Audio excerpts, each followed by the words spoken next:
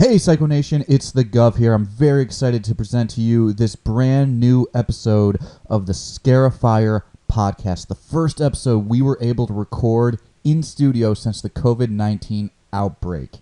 It's a very important episode to us because of two reasons. One, the topic. We wanted to talk about Friday the 13th, the original motion picture from 1980, directed by Sean Cunningham, celebrating its 40th anniversary. It's also the debut episode of our lovely third co-host, Quinn. Now, background on the episode. We're recording it and we're talking about Friday the 13th, and you can tell we struggled to keep the topic interesting. The movie's been out for 40 years. Whatever can be said about the movie has been said about the movie. And then this wonderful moment happened. We have a production assistant in studio with us that day. His name is Kyle, and he gets into a conversation about the many sequels from Friday the 13th, particularly two. Jason Goes to Hell and Jason X. What started off as a conversation about 40 years of Friday the 13th turned into an epic, drawn-out debate between Quinn and our production assistant Kyle on which sequel sucked less, Jason Goes to Hell and Jason X. Guys, this saved the show, and Ace and I were wise enough to keep the microphones rolling. So stick with us as this episode plays out. It is worth it in the end. So kick back, relax, and enjoy the brand new Scarifyer.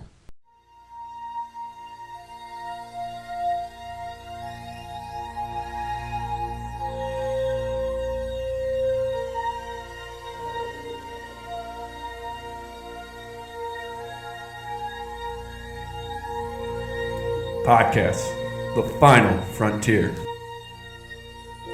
These are the episodes of the podcast Scarifyer. Its continuing mission to explore and criticize all things horror.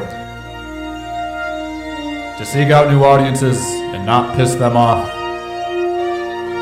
To boldly go where no podcast has gone before. You beautiful nerds.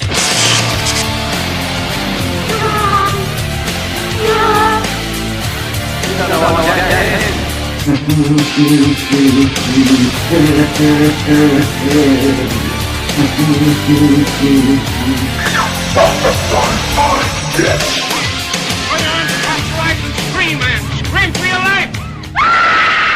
To a new world of gods and monsters. How far is it to Camp Crystal Lake? That far, huh? You're going to Camp Blood, ain't you? It's got a death curse. 2 kids murdered in 58. Boy drowning in 57. Bunch of fires. Nobody knows who did any of them. Not bad enough to have Friday the 13th. The full moon, too. More accidents, more rapes, more robberies, more homicides, more of everything. It upsets people. Makes them nuts.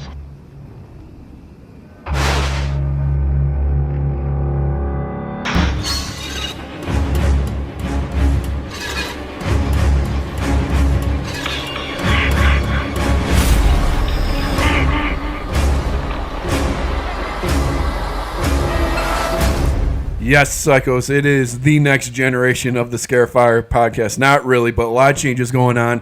As always, I am the Ace. And I am the Gov. And officially, for the first time, we give you Quinn. Hello. So how's it feel to be the official third host of Scarifyer? Intimidating, exciting. I kind of feel like I'm on a loop circle, but other than that, I'm really excited. Well, all right, folks. So today we are going to be discussing the 40th anniversary of Friday the 13th. But first, let's get a little bit of business in. Like I said, right before we got into this, Scarifyer's gone through quite a few changes over the last few months. Mainly, we have a new main platform, which is Anchor.fm. So that is going to be the home of Scarifyer. For everybody who is listening or who's been watching on YouTube, Gov, can they still watch on YouTube? Yep, they can still catch us on YouTube. We have our library of episodes on there, and we are releasing our new and current episodes onto YouTube. But the thing about Anchor is we're going to switch things up, and Anchor is going to get there first. We're going to start releasing on Thursdays rather than the usual Fridays. So head on over to Anchor, look up the Scarifyer podcast, because that is our brand new home. It's a brand new up-and-coming platform that we see a lot of good things out of. Yes, and we encourage you to go to Anchor to check us out. But if there's another platform that you'd rather listen to us on, the benefit of us being home on Anchor, you can now listen to Scarifyer on Google Podcasts, Spotify, Breaker, Pocket Cast, and Radio Public. We are expanding big time, guys. And, changes are coming fast. We're also going to be, getting into a little monetizing. You might hear some commercials, not this episode, but soon. So you start hearing some different things. Brand new shows, brand new vibe, whole new look. New host.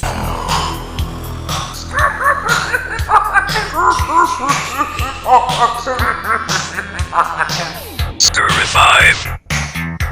And this week on Scarify, top 5 slashers. All right, Quinn, you're up. Top 5 slashers. So I'm going to start off with... There we go. Sorry. I'm going to start off with Jason at number 5, just because he was an original. It was a little bit different of a concept, and I like that. 4, I listed Leatherface just because I do love the Ed Gein story, and they played with that, and I love the fictional version of it. A little too much love for Ed Gein, right? Okay, one movie, and you're judging me. All right, 3 is Freddy, obviously. I like him because he's quirky. It's fun. Ghostface, Scream is one of my favorite series. I like it. It kind of platformed everything back through the 90s. That's what I liked about it. And then Michael Myers, number 1, just because the awesome thing about the killer is there's no rhyme or reason if you really look at it, and that's what's terrifying. Definitely in the original. I was going to say, Absolutely. depending on the Exactly. movie you watch. No, we don't talk about those. Well, Gov, All right, for the Govs, Scarify, at number 5, we have Norman Bates, my opinion, the father of all slasher villains. well, there's some you could debate if he's a slasher or not, but definitely the original. Well, he has a knife, he slashes, he works. At least 3 or 4 sequels. Hits my criteria. Number 4, Ghostface, the lifetime movie slasher killer. Really? Gotta love him. Number 3, Jason Voorhees, 12 movies and 1 pissed off goalie. Number 2, going to Michael Myers, the original boogeyman. And number 1, the slasher killer with a personality, Freddy Krueger, man of my dreams. All right, then I'm going to go number 5. I'm going a little newer. I'm going Art the Clown. Yes, he only has 1 movie. The sequel's on its way. I think with a little bit more, this guy could definitely go up the ranks. And I kind of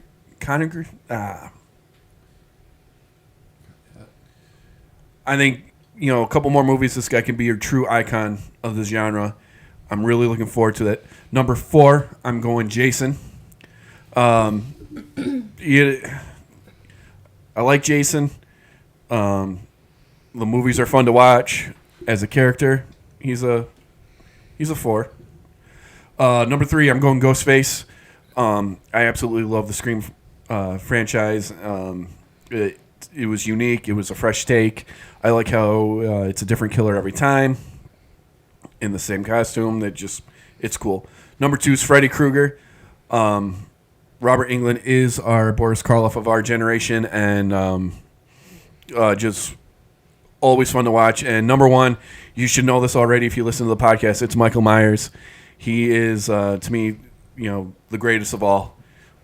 Super scary, always fun to watch. Not a very diverse Scarify this episode. We pretty much had all the characters except for maybe 1 or 2 different ones. No, and but with all the extra stuff we had to add in the intro with the, coming on to Anchor.fm and everything we had to talk about first. Doing a quick Scarify doesn't hurt. Scarify. 40 years, Friday the 13th. Gov, go. Well, with this being a very important episode, as you said, 40 years of Friday the 13th, and celebrating the debut of Quinn. We're going to go right along and we're going to give that backstory on production really quickly. The film, prompted by the success of John Carpenter's Halloween, director Sean S. Cunningham put an advertisement to sell the film in Variety early 1979, while Miller was still drafting that screenplay. After casting and filming in New Jersey in the summer of 1979 on an estimated budget of about $550,000, the movie would gross about $59.8 million, and also landmarking being one of the first independent slasher movies to have the backing of a major motion picture studio, Paramount Pictures. All right, Quinn, you're up. First time you saw Friday the 13th, what'd you think? I will never forget the first time I ever saw this movie. I actually had my mom sit down and watch it with me because she remembers going to see it in the theater. And I liked the simplicity of it. I thought it was a lot of fun until the ending. And then the bejesus was scared out of me. now you're talking about the Jason coming out of the water. Yes. Oh my God. I loved it. And my mom's like, what do you think? I'm like, it's okay. And she just looks at me and he just shot out of the water. I screamed. She's laughing. I loved it. Good memories. Everything you want out of your mother. Yeah. It explains a lot. Especially with regarding a movie about the world's greatest mother. Hey, listen. That's the type of mother you want. Mm-hmm. You know, she's not taking any shit. Pamela Voorhees is the world's perfect mother. Gov? Oh, God, I couldn't even tell you when the first time I saw this. I feel like it wasn't my first out of the Friday movies. I think I was more into the Jason sequels. And spoiler, Jason is not the killer, no matter what Scream tells you. He is not the killer in this film. And I want to say I saw it later down the line. I think I caught it on HBO when they were running a marathon. I think it was 1, 2, 3, 4, and randomly 7. Was it back when you were young? It was back when I was young.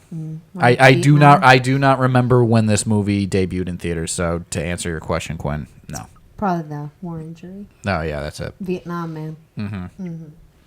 When I saw it, I loved, like you said, Quinn, the simplicity of it. It doesn't try to impress you. It's literally a cast of unknowns with the strange exception of Betsy Palmer. And they are in the middle of a woods in New Jersey, and the only thing they really spent money on was Tom Savini and his brilliant makeup effects for this film. Sure. In terms of scared, no, I didn't really find it that terrifying. With watching the other sequels prior to it, I was spoiled. I knew what was going to happen for the ending, so the ending didn't get me. But it's one of those movies that it's you got to admire it for what it set out to do with very little, what it accomplished with very little resources it had. But that's the nice thing about it.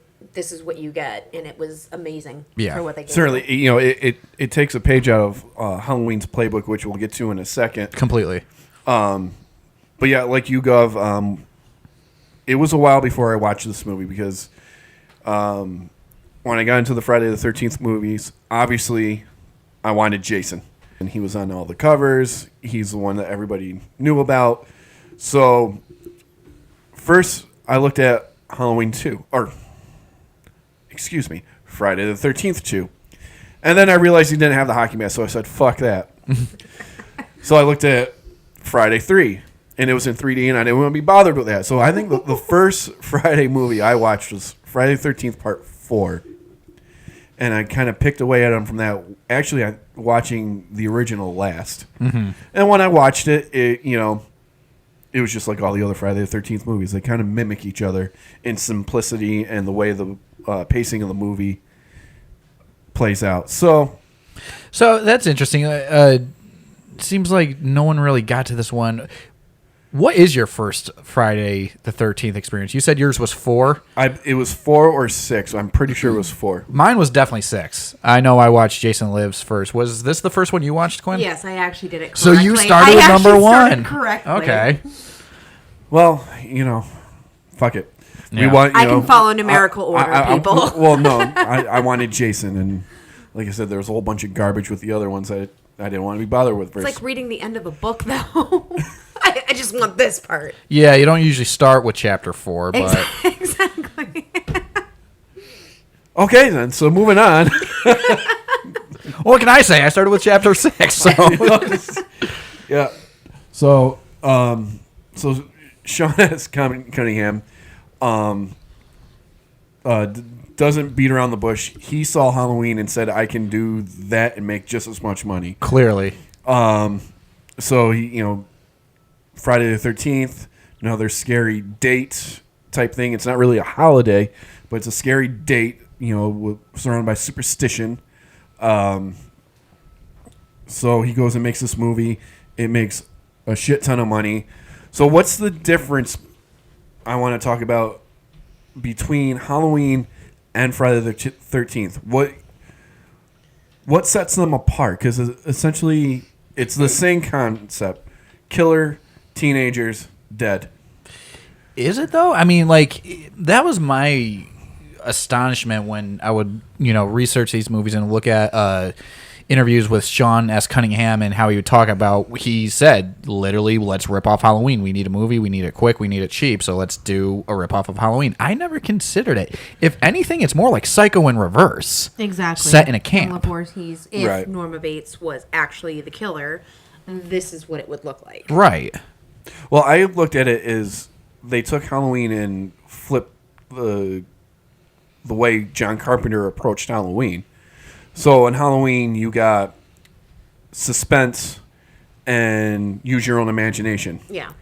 This movie is jump scares and let's show you all the gore. So it was kind of like Halloween, just on an intense level. There's not really taking it like a step further.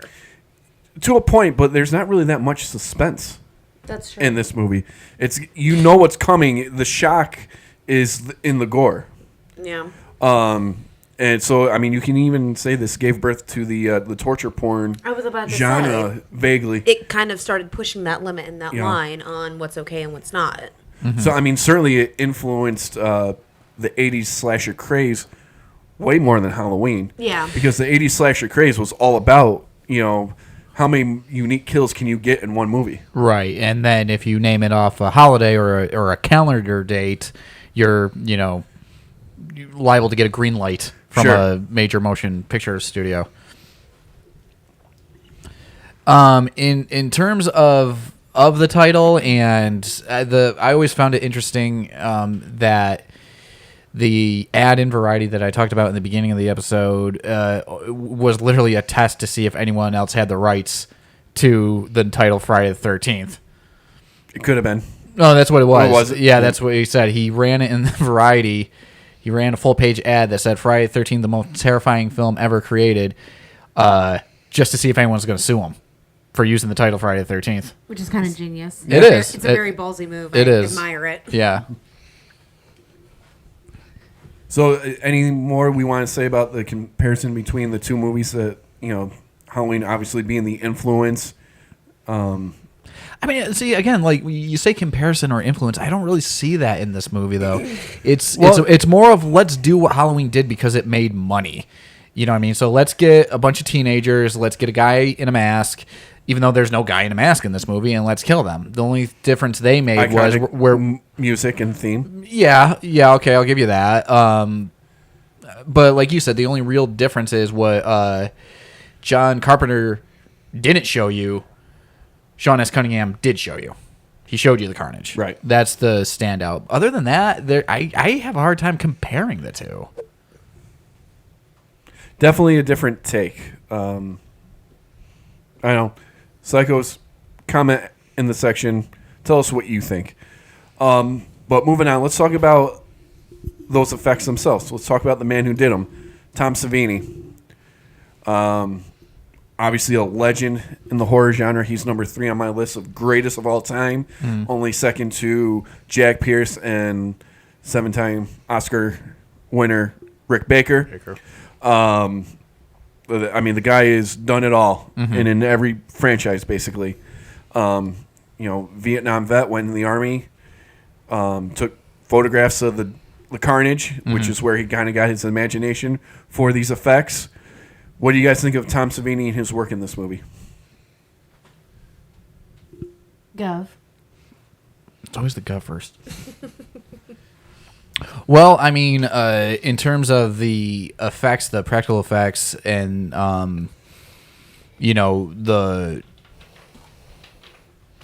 the gore, I guess, the carnage or the gore torture porn, or whatever you want to call it, however you want to classify it.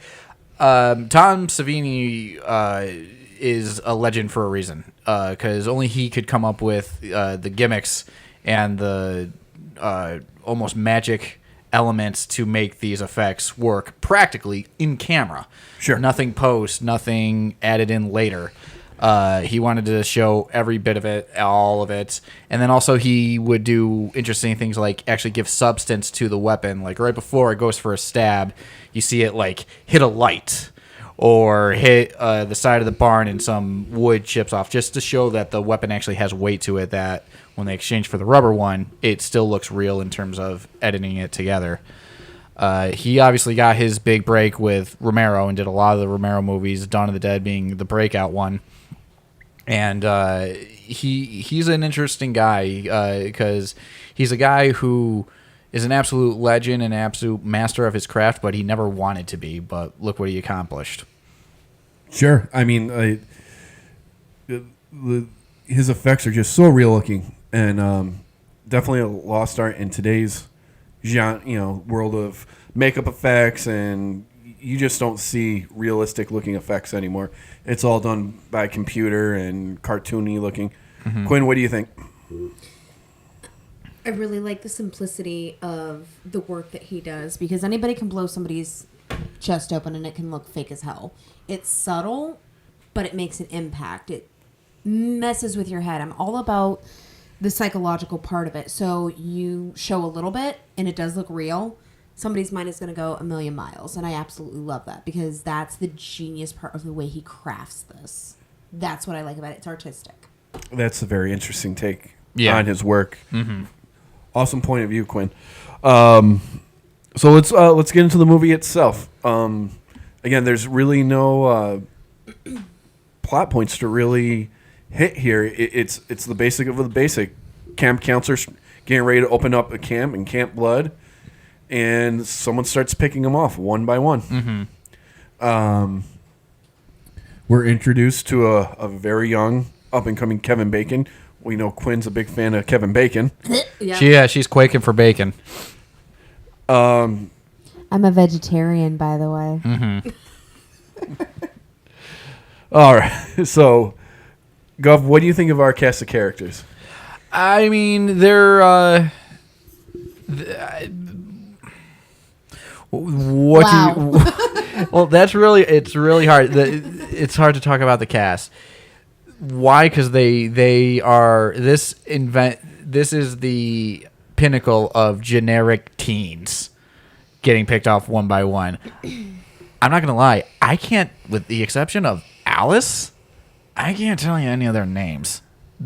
I can't retain them. Well, there's Nick, who pretended to drown. Okay. All right. I don't know Kevin Bacon's name. He's just Kevin Bacon. Yeah. I will say, Crazy Ralph. I do like Crazy Ralph. I like Crazy Ralph and Mrs. Voorhees. Mm-hmm. You can tell we did our research today, people. No, I'm just talking about specifically the teenagers, though. Well, let's not forget the start of the show. Kevin Bacon's ass. Yeah. Let's just talk about that. Okay, let's talk about all right. Let's talk about Kevin's bacon ass. You opened it. Now you get to close the door. And this Kevin is Bacon's ass by Quinn on her first episode of Scarifyer. Go. My God, I just literally want to take like tape or something and just... It's horrible. That disturbed me watching this movie. That was terrible. I had nightmares. You want to pull? Wait, you want to pull Andy Clark from yes, Breakfast I Club? Do. Okay. I really do, because the amount of hair on that man's ass. Mm-hmm. It's like looking at a poodle. It's ridiculous. Okay. Does it match the hair on his head? No, not anymore. No, not anymore. Well, at least the hair on his head looked like a mullet. I mean. So you've recently seen Kevin Bacon's ass? Yeah, actually, I can think of a movie. I don't remember the name of it. I recently saw his ass. He's aging except for his butt. I don't know what's going on. Huh. He's a witch. He must be. Must be. This is Scarifyer now. All right, yes, I was just about to say, for all those listening to on Spotify, Google Podcasts, welcome to Scarifyer. You are the Psycho Nation. I just figured you might as well break people in. And that is Kevin Bacon's ass. But I'm done. We do podcasts about Kevin Bacon's ass. All right. All right. Well, what I will say about the cast, haven't watched it last night. You know what? They do feel like a legit group of friends, which is hard to say about most casts in the sequels of these movies. You could tell that, with the chemistry of them, you could believe that they're the type of people who would get together and hang out and work together. Yeah. No, I mean, I'm not saying that they don't do their job. They absolutely do their jobs. But again, with the exception of a couple key characters, no one really stands out. I mean, the standouts are obviously Alice, the final girl, and then Mrs. Voorhees and Crazy Ralph. And I'll even give you the Chrissy guy because I always thought he looked like a weird pedophile. Sure. He always, especially how he always hits on Alice in the movie. It's just kind of odd. Yeah, that's kind of creepy, isn't it? Yeah. And of course, we got Kevin Bacon's ass. Yes.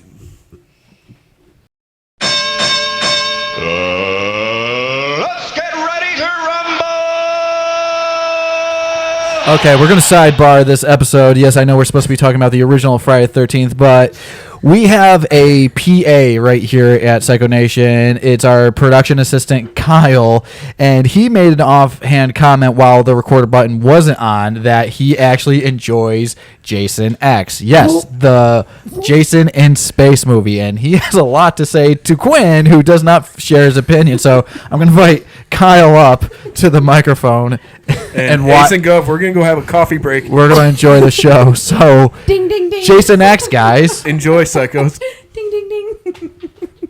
Get up here. Come on, step up. I'm going over here. What? I'm going right here. What do you want to know?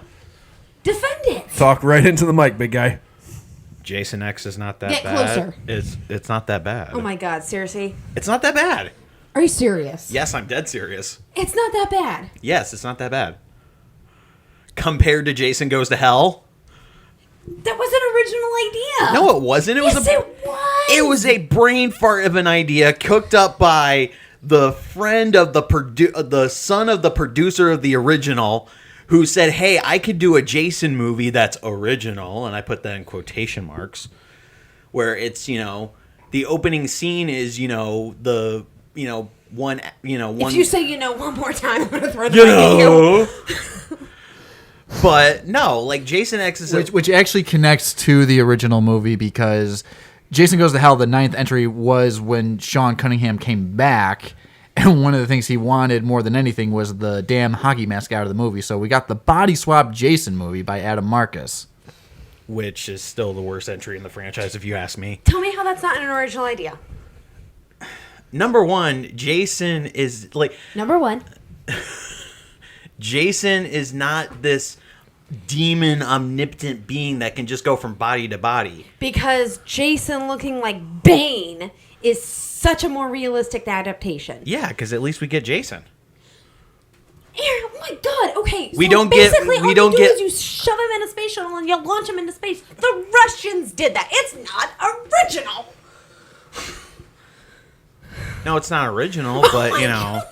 But it's still entertaining. I wiped you from one end to the other. Woo! I mean, you know, it's still better than... Just bend over and take it. No, it's...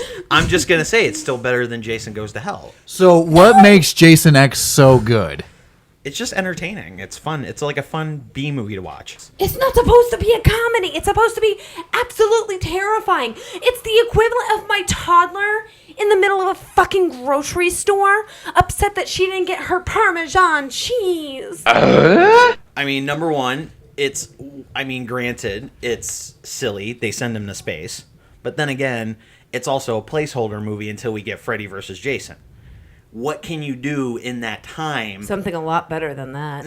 Not necessarily. Okay.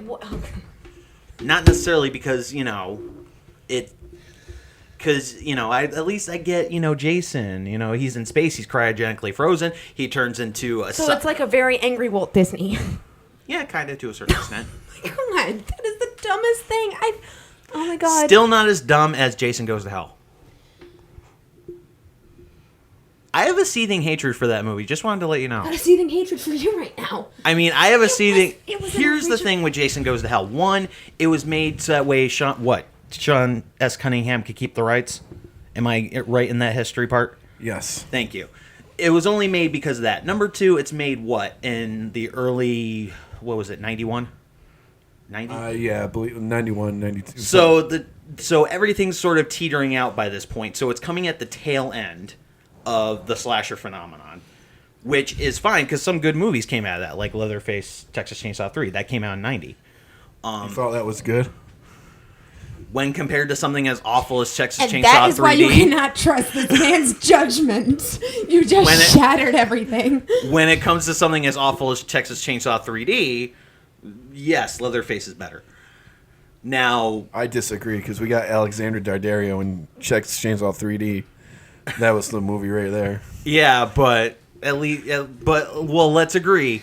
At least we did not get Leatherface and drag in either movie.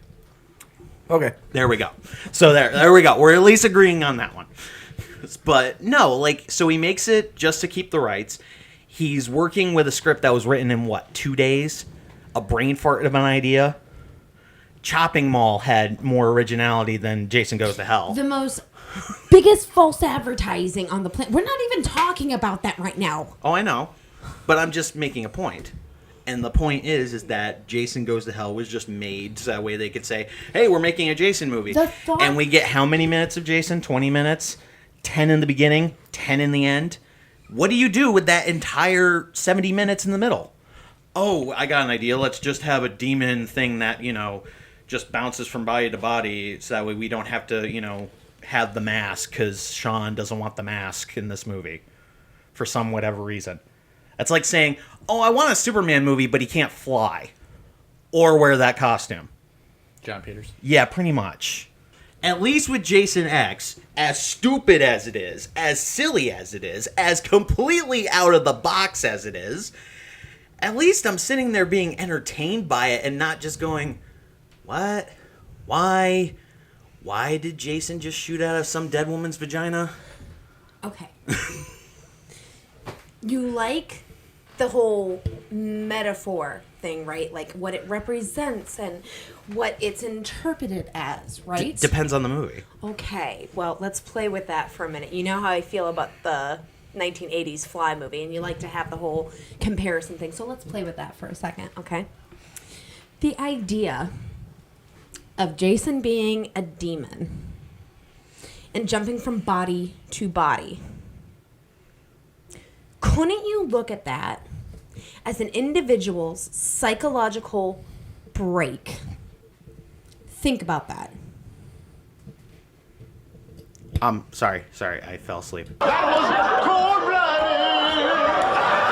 Okay, so according to our PA, Kyle, he says that Jason X is a worthwhile movie because it's at least entertaining and Jason is in it. But Quinn says otherwise.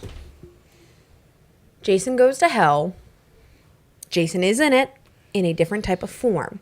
It was a more original idea than let's just shoot him into space. Another reason why Jason X is better than Jason Goes to Hell. Mm-hmm. Jason X has better kills. Mm-hmm. Because especially one of the cool effects in that movie is when... You use that term very loosely when you speak about this is actually a genuinely good effect, not a cheesy one. No, one of Jason's best kills, in my opinion, is when Jason takes the girl's head, sticks it in the liquid nitrogen, and it freezes up, and then she just smashes her face in. So they did that in Hot Shots Part 2. Yeah, but that doesn't count. No, that doesn't count though, because number one, that's a comedy. This is horror. Well, that's a comedy too. So I mean, but at least it's a comedy pretending to be scary. But again, didn't you say that Jason X is entertaining because it's at least funny? Ooh. It has funny moments, not overall funny. It's not a comedy. Anybody else hear that screeching? That's him trying to backtrack really fast. No. It's got some genuine good dark humor, like the scene where you got the Weasley guy who doesn't tell anybody. Oh, by the way, I just resurrected one of the greatest killers on Earth. But again, at least in Jason X, it's all in one contained area. It's in one contained area. Plus, it also has callbacks to other. It has a callback to the Camp Crystal Lake thing when they do the hologram. I was like 45 minutes into this movie, looking at my sister screaming, "I want my life back." Hey, funny. That was my reaction to Jason Goes to Hell. And I was watching the unrated director's cut, nonetheless. By the way, I would just want to reiterate. Oh, so it gets worse from there? Yeah. Well, no. The unrated director's cut of Jason Goes to Hell just has more kills. I'm not saying that Jason Goes to Hell was the best movie. That's not what I'm saying. That's not what my argument is. At all. I understand that, but my argument is Jason X is still highly more entertaining than Jason Goes to Hell. Only at Scarifyer, people, can you click on 40 years of Friday the 13th and get 40-minute argument on which sucks more, Jason Goes to Hell or Jason X. And I think we can all agree Jason Goes to Hell sucks more. But wait! There's more! Hang on to your seat, baby! Cause this one's a screamer! Yep, answer. So, ladies and gentlemen, what you are listening to It's a demon, right now is it's a demon. Okay, so what Scarifyer is all about. Jason Goes to Hell. We try to pattern this show over He was a demon, wasn't kind of he? like that mental show. A bunch of friends talk around debating horror movies. And Okay, that's all I we need hope to you're hear. enjoying what you're listening to You right have now. a demon, and you have a demon. Because I know Gov and I Exorcist. are loving every single second of Did this. Pazuzu jump from this person to You know, this changing the person? format. No. Answer. I didn't Answer. think it would You're work. comparing slasher movie to no, just- possession movie. I had Hold my on, hopes, Just listen. and this is one of the hopes. Did Pazuzu jump from person to person? Technically, yes. Okay. Does You know, you're Jason jump right. from Adding person to person? other personalities Does to Jason the jump show from person to person? would make a Yeah, difference. for no reason. Yes. Okay, that's all that matters then. It's about a demon. So yes, people, that if you're jumps listening from on one Anchor, body to Spotify, the next. It's like that one YouTube, guy in high school that has nailed this is all the your new friends and you know Scarifyer. that you're next. But again, His name was Tim, and he never called me. Jason is not this supernatural demon that goes from body to But body. it doesn't. It's matter. ridiculous. It does, and him so being in space Quinn's is more realistic. preoccupied right now, Gov.